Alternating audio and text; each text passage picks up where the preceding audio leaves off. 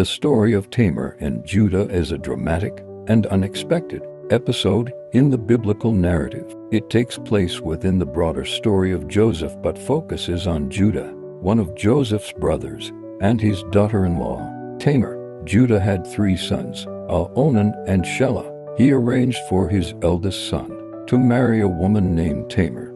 However, was wicked in God's sight, and God put him to death, according to the custom of levirate marriage, as brother Onan was required to marry Tamar and produce an heir for his deceased brother. But Onan refused to fulfill this duty and deliberately avoided impregnating her. Because of this, God also put Onan to death. Judah, fearing for the life of his youngest son, Shelah, hesitated to give him to Tamar in marriage, instead telling her to wait until Shelah grew up. However, even when Shelah became of age, Judah did not fulfill his promise. Seeing that Judah had failed to give her Shelah as a husband, Tamar took matters into her own hands. She disguised herself as a prostitute and positioned herself along the road to Timnah, where Judah was traveling. Judah, not recognizing her, slept with her and promised to send payment later. As a pledge, he gave her his seal, cord, and staff.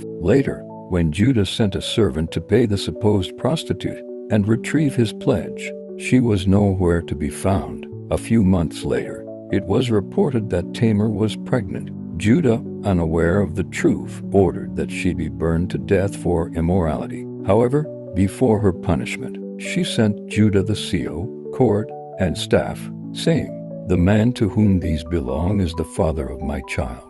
Judah immediately recognized them and admitted, "She is more righteous than I, since I did not give her to my son Shelah." He did not sleep with her again.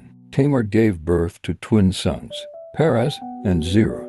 During childbirth, Zerah's hand emerged first, and a scarlet thread was tied around it. However, he withdrew his hand and Perez was born first. Fun fact, Perez became an ancestor of King David and Jesus Christ. 1. God's justice. Tamar was wronged, but she found justice in an unexpected way. 2. Redemption and inclusion. Perez, her son, became part of the messianic lineage. 3.